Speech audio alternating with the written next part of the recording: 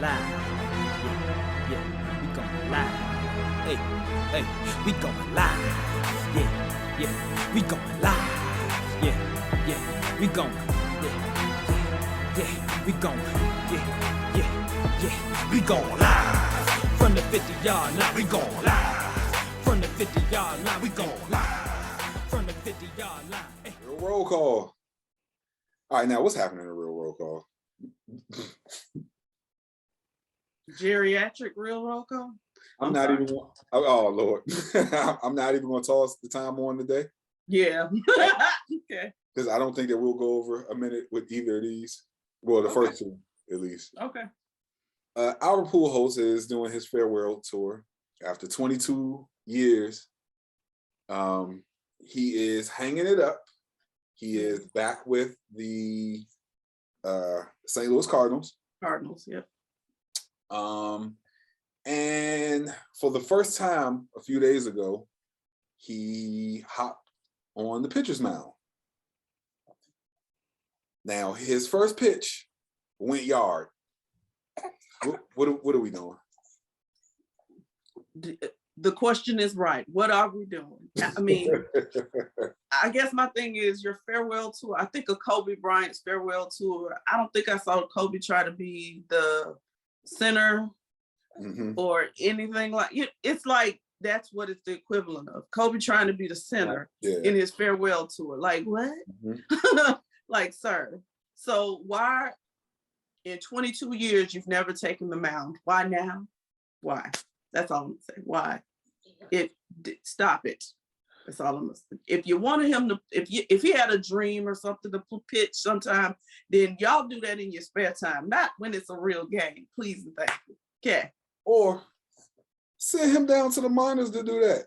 Let him live out. There you go. If he gotta do it at all. Again, I'm really confused, right? Like that makes no sense. Tom Brady going out and saying I'm gonna play wide receiver, huh? Well, you do know they tried to throw him the ball one time in the Super Bowl. No. This is no and no again. No. All right. Yeah. Ric Flair. Mm-hmm. He's 70-something years old. One more time in the ring. Why? Lord. You see what I put? What in the what? Yeah. Because I really don't understand. Again, can y'all please, when it's over, this is why we exist. Field to the Rule Project.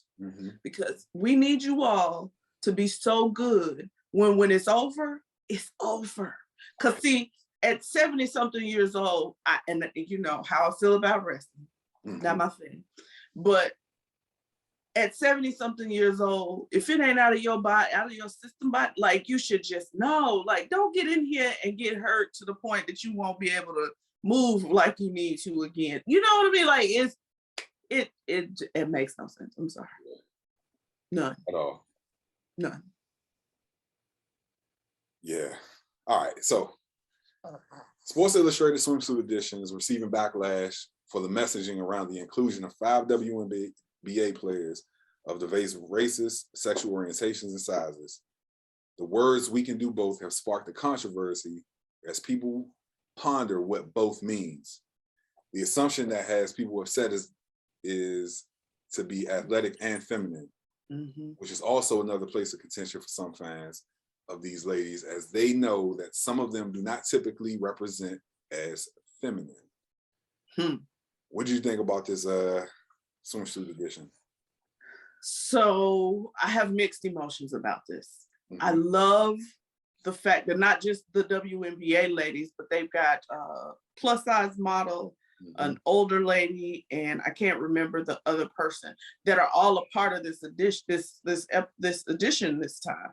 And I love the diversity. I love that they're doing this. I don't know that I like the messaging that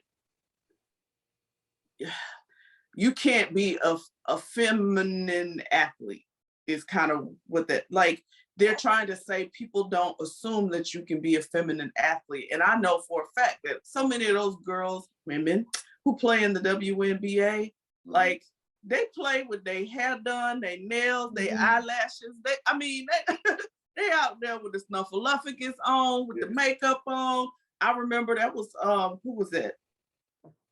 Was that Lobo or Leslie who used to wear her lipstick? Tina Thompson. Tina Thompson used to rock it. Used to wear her lipstick, baby. Like, don't get it twisted, right? And so, and then the other part of that for me is this spectrum of what femininity is. Mm-hmm. You know what I mean? What does that mean? Yeah. I'm a female, regardless of whether I like to wear shirts and bow ties and slacks, or if I like to wear dresses. And either way, I'm a woman. Right. Female, right? And so if that's how I identify, at least, right? These women are identifying as women. We're going to put that out there too, because I know there are some who do not identify. So they identify as women. Okay. And so I don't know if I really like that you got to say we can do both, because it's an implication that being an athlete makes you less feminine. And I don't like that part. That's the part I don't like. And I guess that's where the gripe that most people are having with it is this: we can do both. Well, what does both mean? Of course we can do both. I am both. So I think that it's a horrible campaign, but I think the realness comes from the idea that, you know, that there is a belief, whether right, wrong, or indifferent, there is a belief out there that women who play sports aren't as feminine. Right, wrong, or indifferent, there is a belief out there. And so I think what they were trying to do was kind of jump on that and say, well, no, we can do both. And so I don't think that it was malicious. No, I don't either. Now, anything you put out there, like, is going to be open for scrutiny and interpretation. Absolutely. But I just think there was a horrible, I guess, kind of campaign to try to do. To even try to touch on that because of the sensitive nature of it. Right. You know, I think and then the whole thing about the feminine versus the, well, I mean, less, I'm gonna just say less feminine.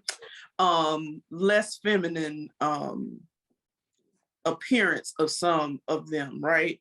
Right. I mean, outside of this, outside of the SI shoot, I'm saying they're natural, like who they are, right? They talked about Diana Taurasi and somebody else, because she's one of the people in this shoot. Right. Clearly saying she's not a feminine, she's not a girly dresser, right? She's not that person. So to put her in a swimsuit, and I'm thinking, if she went to the pool or the beach, what's she wearing? Right. She don't have to buy the frou-frou swimsuit, but she probably putting on a swimsuit. Mm-hmm. I doubt she going to the beach in some boxers and a t-shirt. Well, I mean, she could if she wanted to, but I'm just saying, I doubt that's how she going. Yeah. She gonna put on a swimsuit because that's what you wear when you go to the water. Right. So I think your point is the point. Everybody's over scrutinizing everything, right? And while I don't agree with the whole both scenario, I love the idea of what they did. They did, yeah. Yeah. And it's one of those things for me, like, I don't want to say, like, I think any exposure, like, helps push the cause for, because I'm not in there. If it's something that I take offense to, I don't want nobody telling me, like, you shouldn't be offended because it pushes your cause. Like, no, if it's offensive, it's offensive. You know what I'm saying? But I just think that, like, you know, the cause of these women and continuing to push them into the spotlight in areas where they can be seen so that we can grow the sport, or we can grow just women's sports across the board. Right. You know, which is going to lead to more revenue. Right. I'm all for it. But I'm not all for, you know, them being offended. Right. You know. I'm sorry, I was playing with you. Yep.